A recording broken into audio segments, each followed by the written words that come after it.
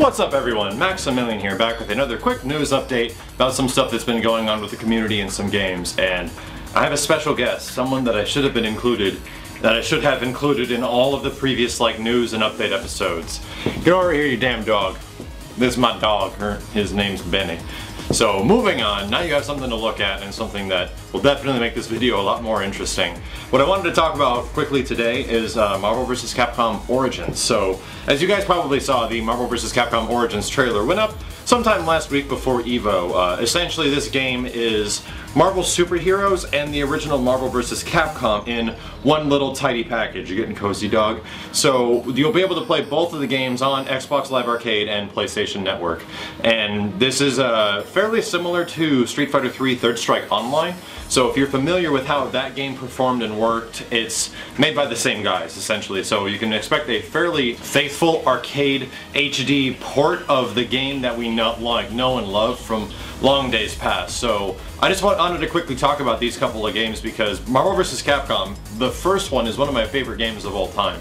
Most notably because it was my first competitive fighting game that I've ever really gotten into because of characters like Strider Hiryu and Gambit and stuff like that. But before we get on to a bit more of the news and information, let's talk about the other game, Marvel Superheroes.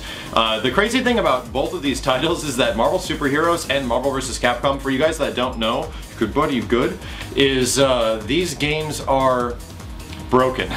I don't know how to put it in any other special sense or term. They're busted, and they've been this way for quite a long time, especially when it comes to things like the advent of the internet. You finally understand how broken some of these old games really are. Like, every character has an infinite. It doesn't make the game not fun. The infinites aren't exactly the easiest of things to do, but it is there, and the games essentially have been ripped to shreds over the past 10 to 15 years they have been out. So I don't want you to think like this will ruin the game by any means. No, the people that actually know how to do that, the people that are proficient Marvel superheroes and the original Marvel vs. Capcom players, for you guys out there, that's freaking awesome if you're still out there and you're watching this, but there's probably less than 300 of you in the entire planet.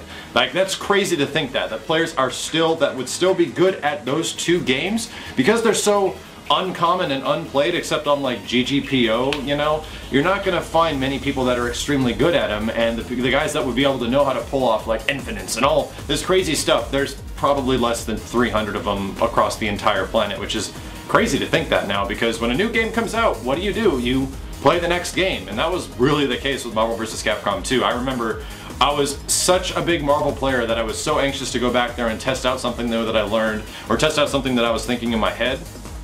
And I went to the arcade the next day, and guess what was there? Marvel vs. Capcom 2. And it blew my poor child, 13-year-old brain, right on the freaking wall. I couldn't believe it. I immediately dropped Marvel 1. I didn't drop it immediately. I tried to keep playing it, but everybody that was competitive in the arcade in the mall that I played, shout outs to anybody that was at the Valencia Mall way back in the day before it got totally changed and you were at the old Till. If any of you guys are watching this, that's amazing. But yeah, everyone went straight to Marvel 2, and from that point on, Marvel 2 became one of the most beloved fighting games of all time, essentially. So Marvel Superheroes is a very slow game. It'll remind you of X-Men Children of the Atom, but it doesn't have any X-Men in it, except like Psylocke, and I think that might actually be it. There's not a lot of X-Men characters in the Marvel Superheroes or the Marvel vs. Capcom games. And I think that's another big reason amongst the why these games were chosen, is because the X-Men characters have some issues. You smell something, Benny? Is somebody in trouble? Go ahead and sit down. Go ahead and sit down. These characters, like the X-Men characters, I think the big reason they can't use them is that it's Jim Lee's X-Men. It's essentially the X-Men characters he kind of designed when the resurrection of X-Men happened in the early 90s and everyone was crazy for their comics. Essentially it was the most popular comic book series ever. And Jim Lee hasn't worked for Marvel in a very long time, so I'm thinking there might be some licensing issues there. I think Christian Svensson, the VP over at Capcom USA, was talking about this and how there's things attached to the X-Men characters and rights and licensing that they just can't use them. And that might be a big reason why. So this kind of sucks. It means we're not going to see X-Men Children of the Atom, an HD remake. We're not going to see X-Men vs. Street Fighter. We might see, Marvel Superheroes vs. Street Fighter, but that's about it. Once you get beyond that, you go into games like Marvel vs. Capcom 2, and I think when that game got an HD remake, things were different, because that game was HD remade back some time ago. I think it was like 2008 now or something like that. It's been quite a while, so I think things have changed since then. And Marvel's a much bigger company even since like 3-4 years ago.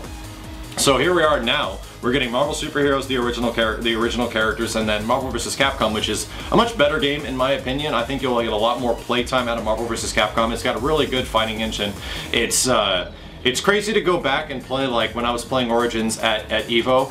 When you play an old game like Marvel, you remember there being crazy combos in it. You remember all this insane stuff that people were able to do, and you remember like it being really hard. But when you compare it to like Marvel 3 now, like the length and crazy amount of stuff that's in Marvel 3 combos is so much more intense than something like Marvel vs. Capcom 1. Like Marvel vs. Capcom 1, you have a ground part, you have an air part, and usually depending on your character, it ends. It's over. You can throw an assist in there every once in a while, but assists are a lot different in Marvel 1 because you select from a predetermined list of about, I would say it's like 20 to 25 assists. I don't remember the exact amount, but they're assists only meant for the sake of being assists, and you can't use them for anything else. So I implore you to check it out. Marvel 1 is an awesome looking game. It has some of the best sound effects. It has an amazing announcer. The music in that game is incredible. Marvel Super Heroes, I'll try out. I'll give it a shot, but at the same time, I'm really looking forward to Marvel vs. Capcom 1. So let me know what you guys think. Let me know if you are really bummed out the fact that X-Men vs. Street Fighter isn't going to make it, the fact that X-Men Children of the Atom isn't going to make it. I think they said that Marvel Super Heroes vs. Street Fighter could potentially be made into a game, but they actually chose the original Marvel vs. Capcom, the game right after it, over that one because of they thought that was a better game. Like if they had to choose two titles, they thought that Marvel Super Heroes and Marvel vs. Capcom were the best bet. And I would kind of agree with that. I would say that X-Men vs. Street Fighter or Marvel vs. Capcom are the two really good versus games of the early versus games, and Marvel Super Heroes vs. Street Fighter is fun, but I prefer MVC. So let me know what you guys think. Let me know if you're looking forward to these games. I will absolutely be making episodes of The Online Warrior for both of these titles if I can remember how to play Marvel Super Heroes, that game and its crazy gems and everything like that. But Marvel vs. Capcom is a game that's so embedded into me growing up with competition and getting into the fighting game community before there was essentially anything that anyone referred to as the FGC. So really looking forward to it, looking forward to September. If you guys are looking forward to these games as well, please leave a comment or a thumbs up below. But as always, my name is Max, and this is my dog, and we'll see you next time.